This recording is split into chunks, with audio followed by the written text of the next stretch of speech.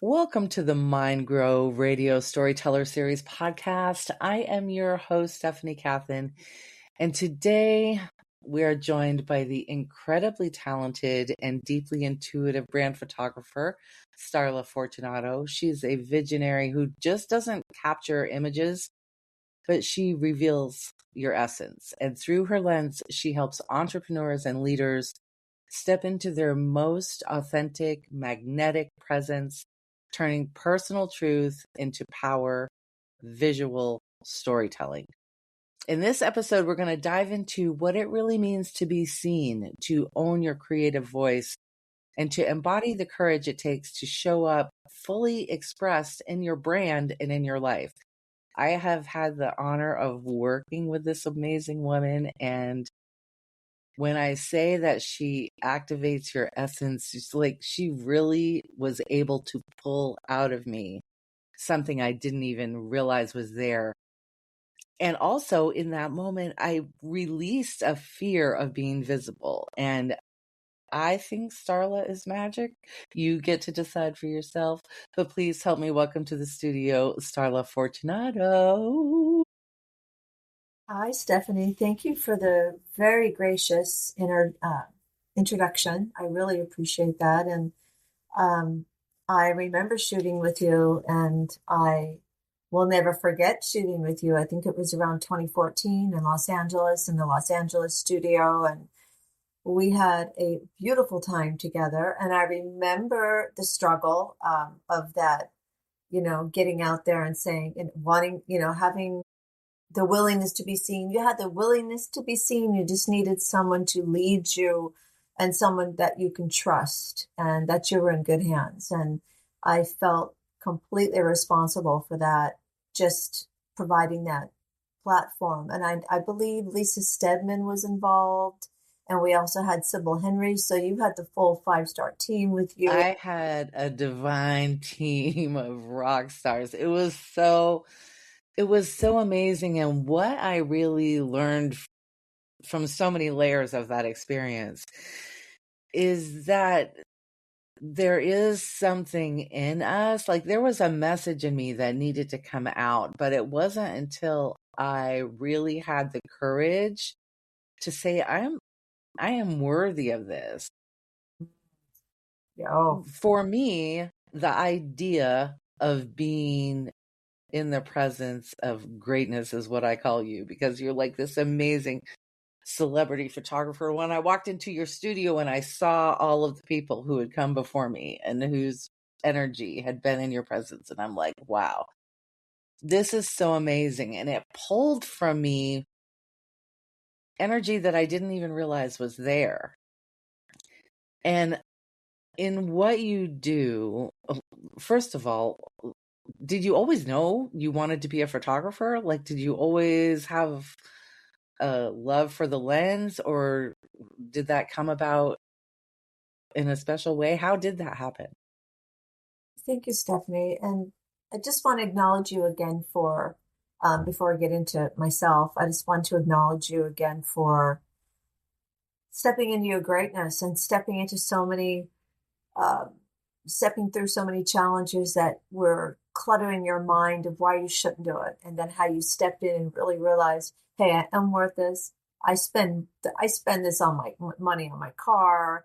I take care of other people. Why isn't it okay to invest in myself? Like I can invest in certain parts of my business, but all of that investing, all of that work that you've done, why can't you? I mean, you really do need to step in front of your brand in your best light.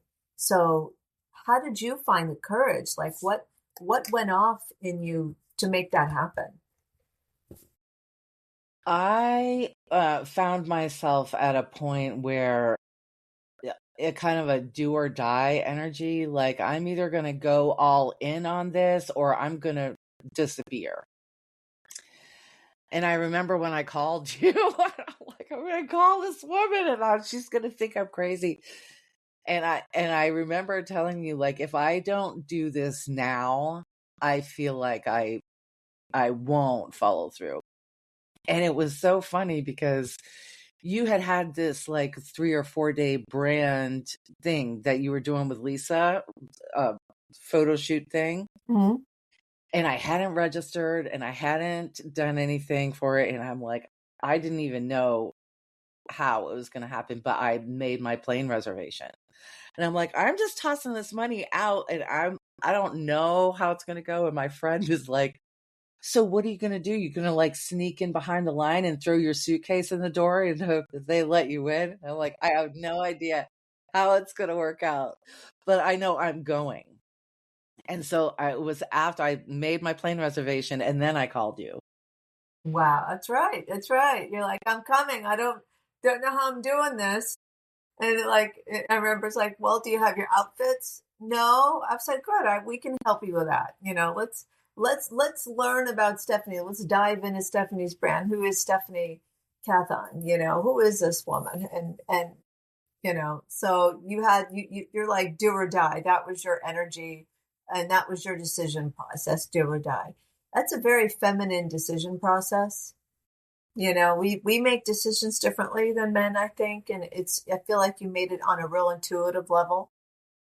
Yes. And it was totally faith-based. Like I seriously didn't know. I didn't know what I was going to do when I got there. Mm-hmm. I didn't know where I was even going to stay yet. I like didn't know anything other than what you affirmed earlier. I was in good hands and I trusted that so fully.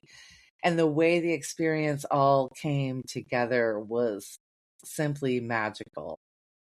But you brought that out of me. Like you were so welcoming and so non-judgmental.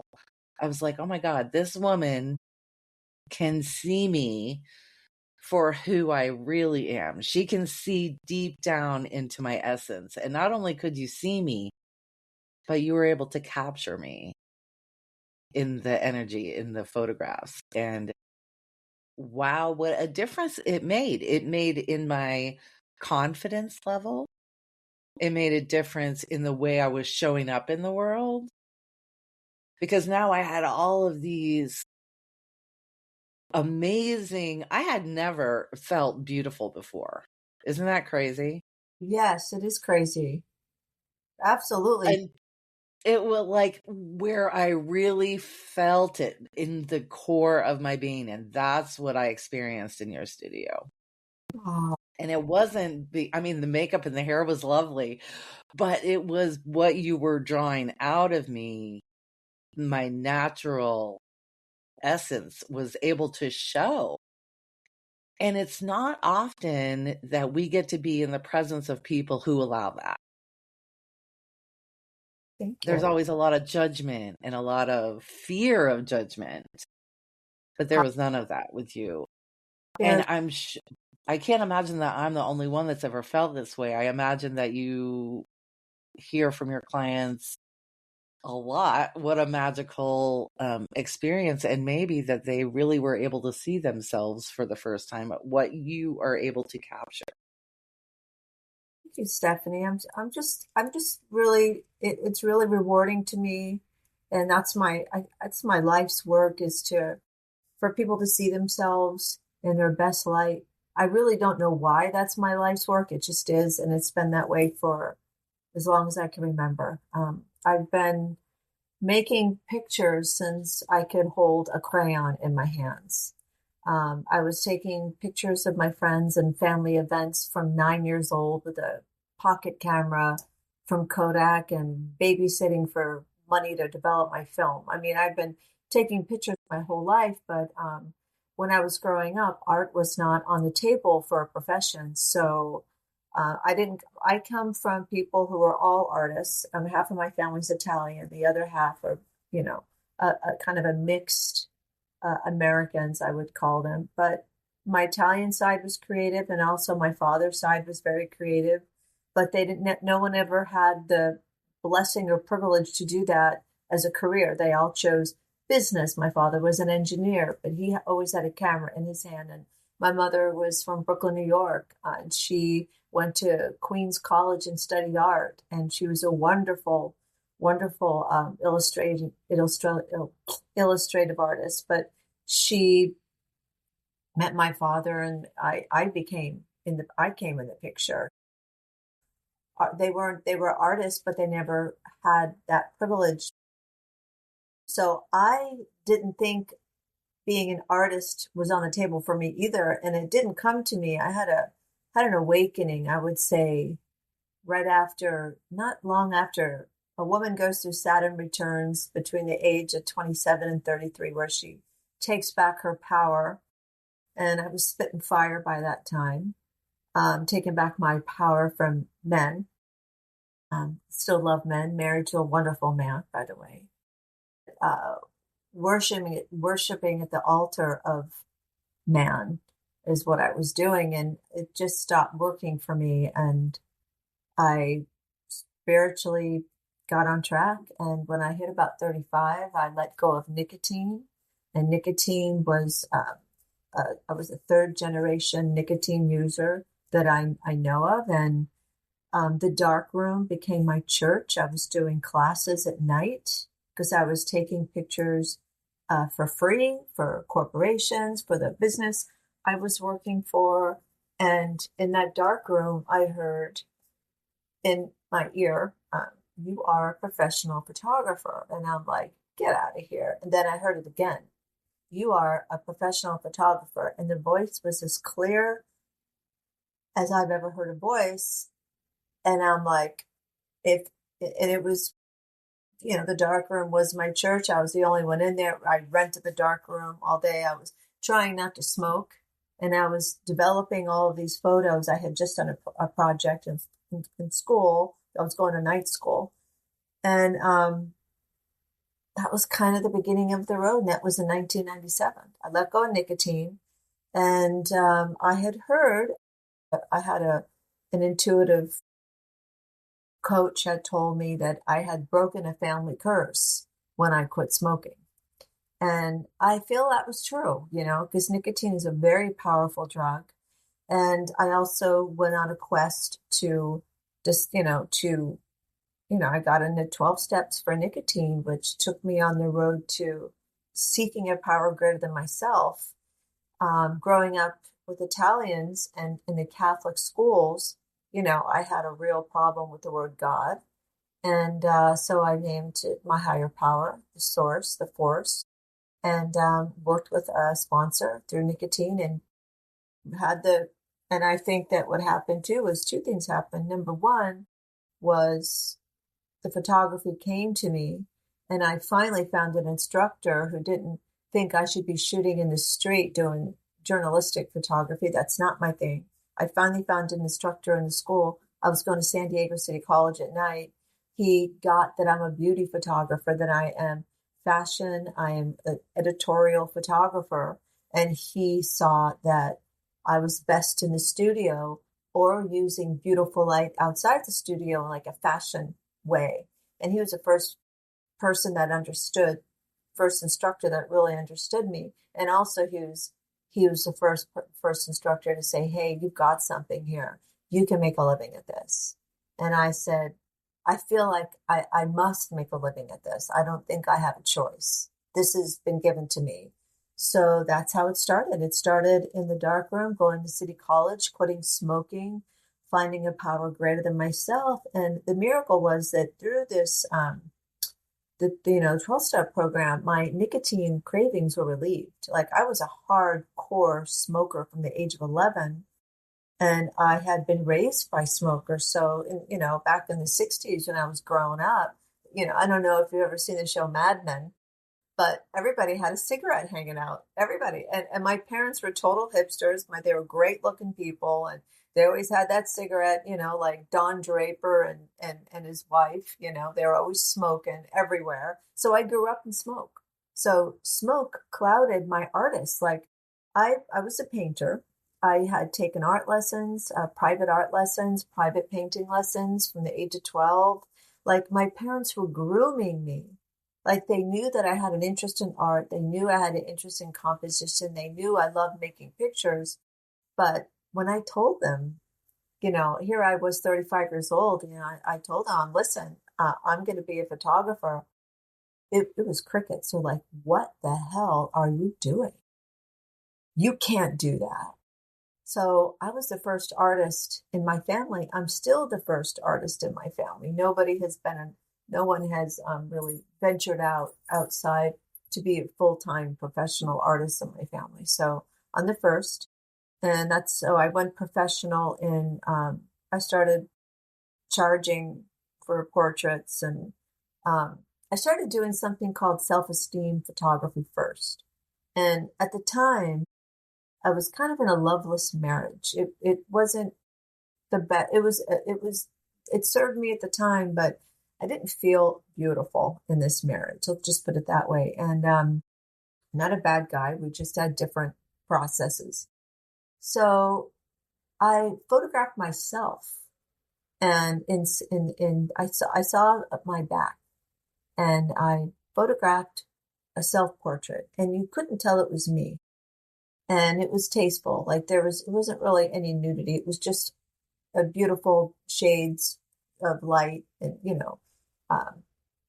contrasted light. Anyway, so I took it to my class and I was developing it in the trays. And back when I started with film, there was no digital in 98, 97, 98. We weren't using digital yet.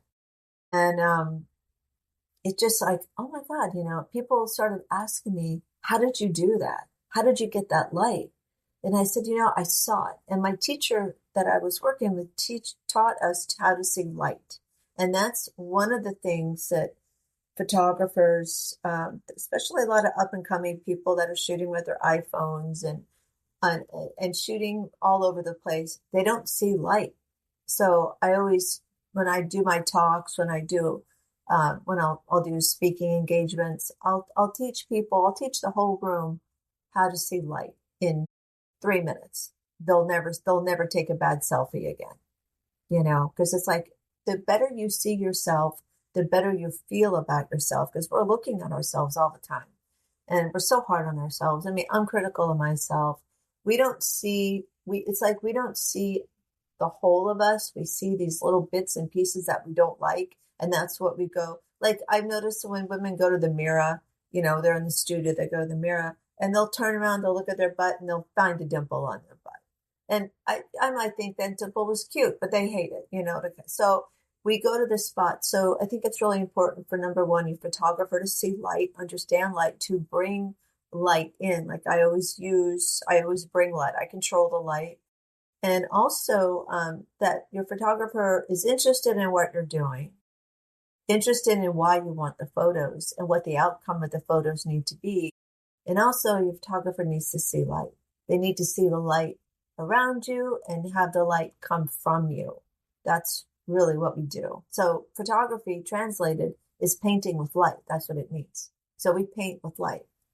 I love that. I Yeah. did not know that. Yeah. And I call my camera my magic box, because I will tell you what I do. Do you want me to talk about my process?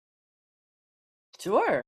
So I'm a Virgo, and I ground in my shoots.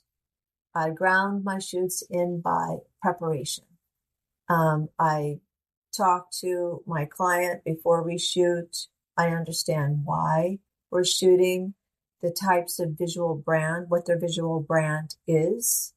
And then I find out more about them. So that visual brand and their authentic self. See, your brand is just your essence, truly. I mean, that's really, it's the essence of. It's like, what is the essence of Coca-Cola? What is it like? What does it do for you?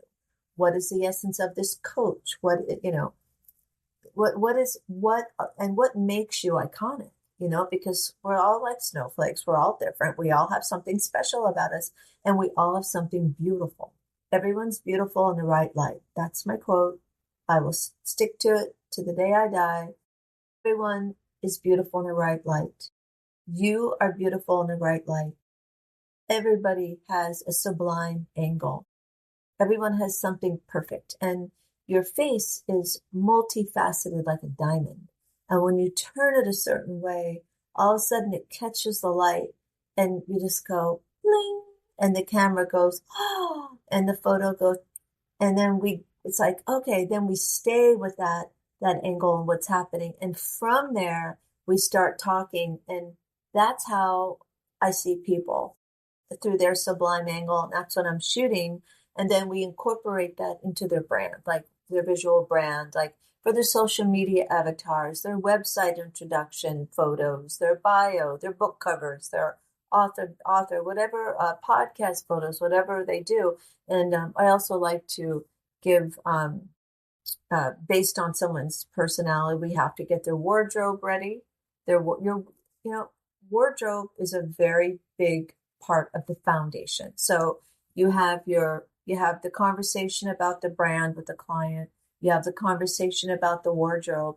And once you have the wardrobe and the brand down, then you locate where you want to shoot this. So it all comes together and there's continuity between you.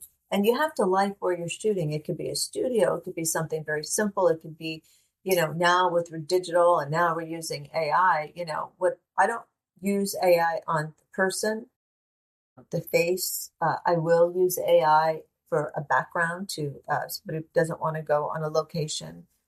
I can create backgrounds now that are beautiful. I can change clothes. I mean, I can put somebody in a Gucci jacket it just depends. So we need to get that, your foundation. You need to have a foundation to step on when you step into the studio. And that's why people feel comfortable when they come see me, is I have planned. I have made that plan for them. And then from that plan, there can be changes and shifts. One of the things that I love about you, and from what I'm gathering, you heard this intuitive whisper, which was too loud to be ignored, Twice. giving you insight into who you really are. And then you stepped forward and owned that.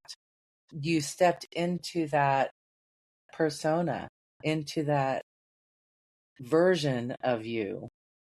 And not only did you just step into it, you soared. You've had the opportunity to work with some amazing people. You have had the opportunity to really look at them and capture their essence. And you had to have faith in order to do it. You are very confident in what you do. When I met you, I could feel that from you. Your plan showed with confidence. You know you're in your good hands when you are with Starla. There is just a magical energy that is in place. But in order to maintain that, what are some things that you had to do? Like, did you have a mantra? You've talked a little bit about your teachers and maybe mentors along the way, but were there processes that you used to maintain that energy when your family was saying, "Are you crazy?" When you were stepping into that big dream that maybe nobody else thought that you could achieve, but you knew you could? How were you able to do that with grace the way that you did? Well, thank you. That's a really, really good question, Stephanie. I,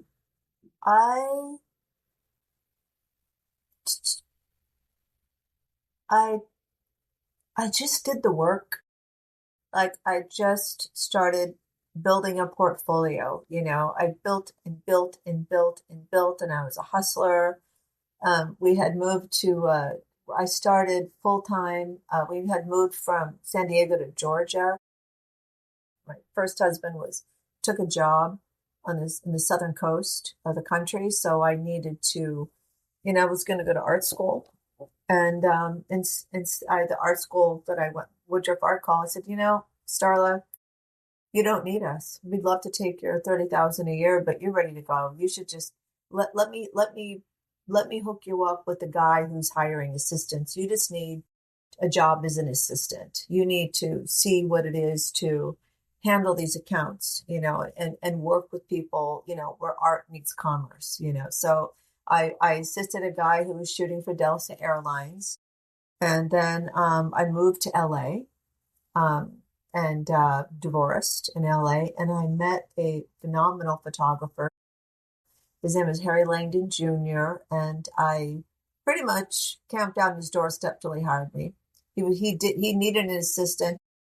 His assistant that was working with him was an actress, so she was going out to auditions and didn't care about a photography studio, and that was just my life. I was living in Malibu and driving to Beverly Hills every day, and so he would say he had. I was introduced to me through a friend. My sponsor actually dated him 100 years ago, and he had done. She was a model, and her they had dated, and he had done her first modeling photos for like Vogue, right? So I wasn't sure. I don't know if it was Vogue or one of the fashion layouts that she did, but they said you need to be photographed by him. And he's a gentleman. Harry Langdon Jr. is a gentleman. He's still alive today. He's in his 90s. He's still shooting. So I started working with him, and it was really a miraculous experience because I went in. I had 3 interviews set up with him, and each time he canceled the last minute. And I was driving from Malibu, like to Beverly Hills. That's a long ass way to go. So, but the last time I did it, I thought, I'm going to get smart about this, guys, because I would dress up, I'd have my portfolio, I wanted an assistant job. So he had this studio. It was in the corner of Crescent and Wilshire. It was like the Beverly Hills gateway to Beverly Hills, and his studio was right there. I had been there for years. So I called him from my car, and I was looking at him at his desk because his studio was all in glass, and I could see him at his desk way back tucked in. And I said, "Hey, Harry," I said, "this is Starla. I was here for my interview." And he said, "Oh, Starla, I'm just too busy today. I don't think I can do it." And I said, "Hey, Harry, look outside your window." And I waved. I said, "Give me 2 minutes of your time and I'll never call you again. I will not bother you again." And he started laughing.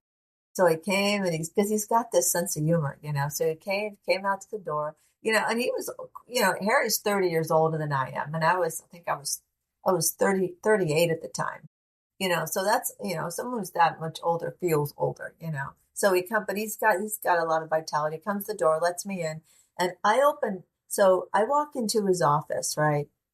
And he has this workstation, and he's got these negatives, and he's got paintbrushes and chiseling tools next to his negatives. So this man is retouching on a negative.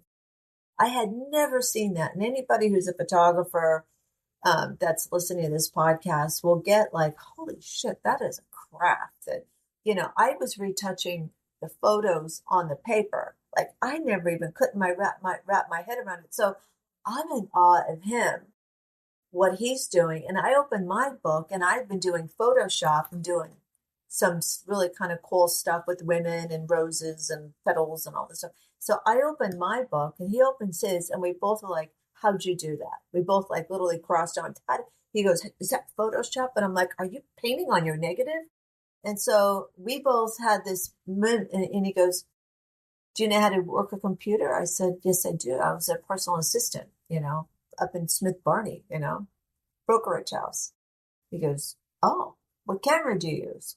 Well, he opened up his camera doors in his studio. He was shooting with the Hasselblad that I knew like the back of my hand, and the Nikon. He had two Nikons better than mine, but we shot the same film, same brand, same everything. So it was a God shot.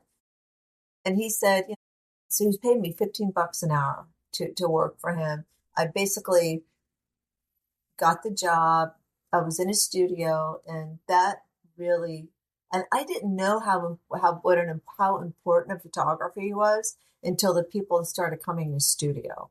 Like he was shooting at the time for Ebony magazine, and we were getting like Sinbad, and he had shot Halle Berry, and she had shot, and he'd been shooting for 35 years. But he had shot Cher for 30 years, and Margaret for 30 years, Diana Ross's first press kits that she ever did when she was doing her own makeup, back when Motown was just getting off. I mean, he has shot them all. And what he had that I wanted was his beauty light. Harry knew how to light a woman to where she was he had that light, like his light was just it's still today. um he was just a visionary with light. So I learned how to light. I learned his $100,000 lighting secrets because he was charging $200,000. Some people were paying for sessions with him. So I learned that lighting, and I learned that lighting, and I put my own twist on it because no one sees the same way. So we all have different ways of applying it.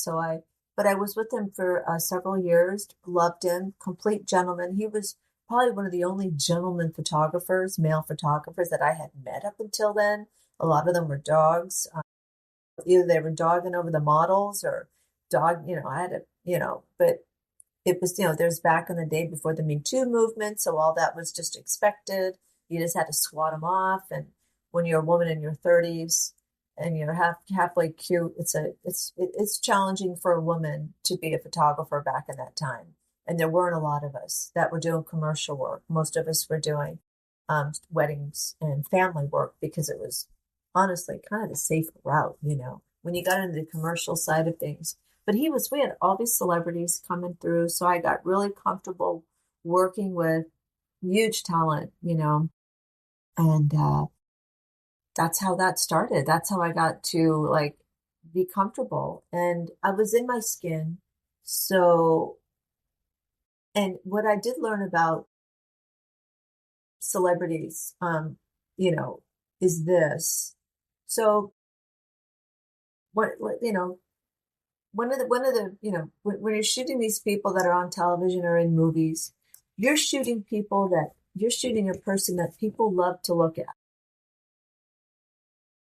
For whatever reason, they were given an insane amount of charisma. There's something magical about them. But you have to make sure that you capture that magic, because when they leave the room, they take the magic with them. You got to make sure you have that. You've captured some of that magic so you can share that with the people who hired you for the job, right? So that's what I learned too. It's like you need to you have to plan the same way, like the same way that I planned with my branding clients. Every celebrity had a brand. So that's how I learned about branding. That's how I learned about editorial photography. And that's why when people shoot with me, they can get their photos published anywhere in any publication, because any publication will accept my work because it's strong and it's editorial and it's high end. So whoever shoots with me, as you were published and people are looking for you. It's not a problem. Oh, here's my photo. Oh yeah, this is it. Oh, this is great. Yeah, I'll take that. That'll help me sell you know, it's my publication, and that'll help me, that'll get us promoted. That'll look good on marketing for the show. So that's how I was schooled, was through Harry. What I'm loving about this story is you made a decision. You decided to listen to that voice. You decided to step into that version of you. And because you decided and you went all in, you were surrounded by the best of the best to help you become that version of you.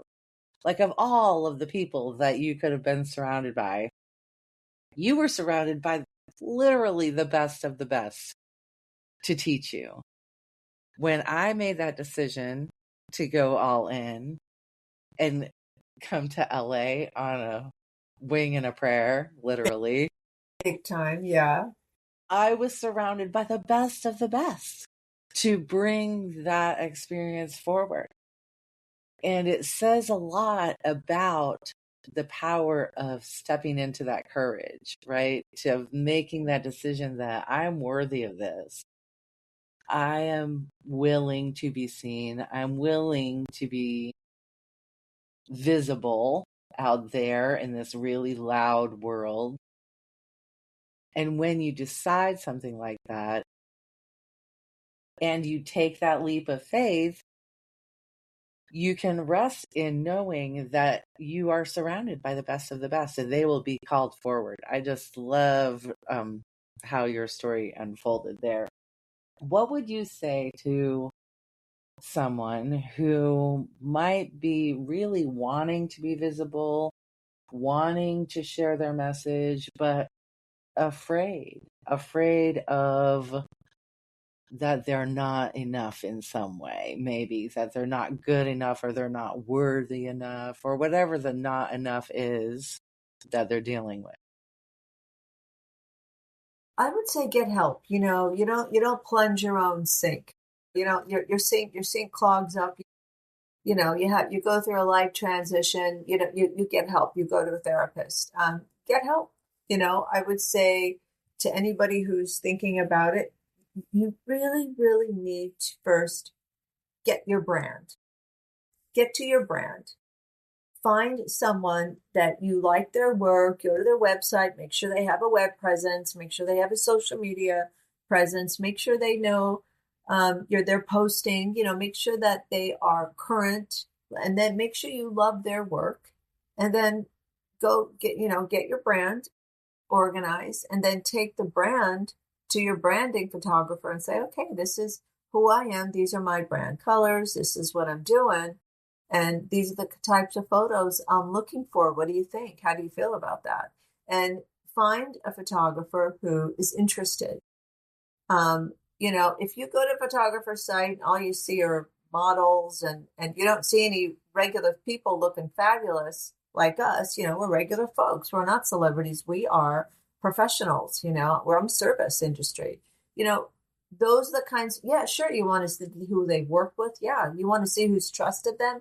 Yes, which helps me out because I've got a lot of people on my portfolio, but also look for their brand photos. What do you think? What have they done? Are they taken that celebrity style all the way to, coaches and whoever else, and business owners?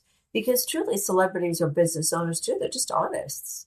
They're moving art. We're all artists in our way too. So find somebody who's interested and find someone that you absolutely love their work. Love their work, and don't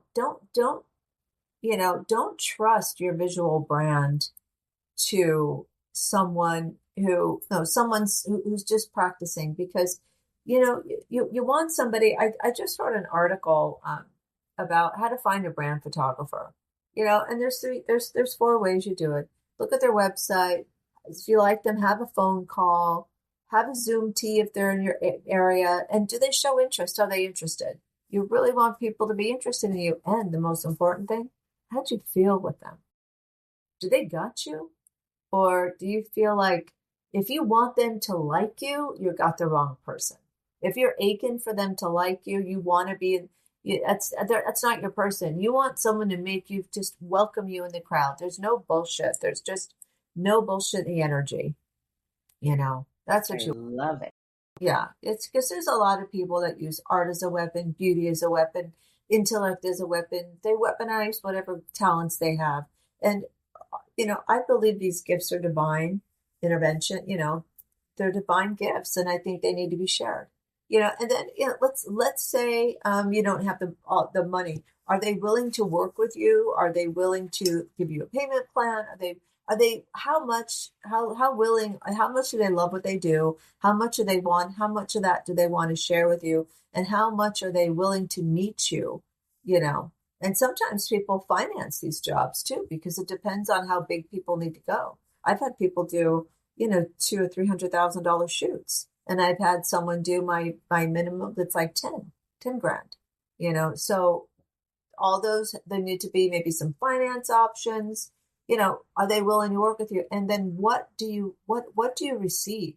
What are the tangible goods and what are your rights to those goods? Because some people hold the photos back and continue to charge. That is old school. They used to do that. But I give the photos to my clients and I say, if you're not a corporation, like, some of the ones I've shot for, you get to have those photos. I use them for my portfolio, but you are welcome to use those photos anyway. Put them on a book cover, put them on a product, put them on whatever you want to do. Those are your photos. You need to go fly with them and retouch it. I always include retouching, because retouching is the final step to to art ready, put out, press ready work, you know. Sometimes you just need to remove some distracting shadows that distract from the eyes, because most of us, unless you're a model, need to connect with our people so they feel us. Our images should be working for us while we're sleeping, like on your website. Like I believe that if you're a brand and you're a business, that your photo should be on your landing page. People need to see you right away, and they need to think two things: that's my gal, or I can't afford that person. And I that's love that. and And that's thank you for those. Thank you for those tips, because those are things that none of us really think about. You hear about what is your brand, accentuate your brand, put your brand out there, but nobody really tells you what the essence that needs to be projected or put out there. So good. I have one other question for you. What advice would you give to someone who, like you at one time, is hearing that whisper to go for their dream, to go for something bigger than what they ever imagined for themselves? I say pay attention, and sometimes in that decision you'll be hanging on by a song. Know that. It's not all. I tell you, I there were times I was hanging on by a song, by my nails. Those are gonna have you're gonna have those moments, and if we're living your dream and we're doing what we're supposed to be doing, we'll be fully alive. And in that aliveness, there's that bliss when something goes right. You really appreciate when something goes right. You really appreciate that call. You really appreciate that client. You just feel so grateful that this is happening. But on the other side, there's going to be times where there's crickets. And those are the times you need to have something to nurture yourself. Like I like Julia Cameron, The Artist's Way. I read Julia Cameron. She is always kind, and she always reminds us to be gentle on our artist. I love her. And if it gets really nasty and I really just want to, it's just to hang it up, which I do. Sometimes I want to quit. Sometimes I think this is just, what did I do? I should have been a freaking doctor, and things should have been more stable, because being an entrepreneur, as you know, it's a, there's, it's, you have to prepare for the downside, because there's like little, so not everybody's cut out to be an entrepreneur. But in those down cycles, you need to be able to take care of yourself. And my worst part, I read, I'll pick up women who run with the wolves, because I've lost myself somewhere and I need to go follow. I got to follow the trail back to myself and piece myself back together.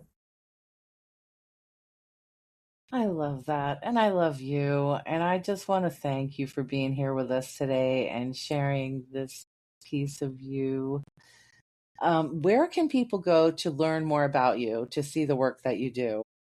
Thank you, Stephanie. You can go to Instagram, which is kind of an organic, up to date what's happening, and that's at Starla in LA. And I have a website, starlafortunato.com. And those are the two best ways to reach me. I have a YouTube channel, Starla for LA, if you want to see what it's like behind the scenes. There's a lot of behind the scenes, different types of shoots I've done. So I have a YouTube channel. And if you just Google my name, you'll see the different things that come up. I'm on LinkedIn, Starla Fortunato. So I'm on 4 major social media platforms, and I have a website. So I definitely have a presence out there. Please do yourself a favor, listeners, and go tune into Starla and get around some of her magic, because you will thank yourself later. Thank you for joining us today. I've been your host, Stephanie Kathan. We have been joined by the ever fabulous Starla Fortunato. And her link will be in the description of this interview. Thank you for being here. Thank you for showing up as the fullest version of who you are. And I want to just remind every listener out there to keep shining in your brilliance. And we will see you on the other side.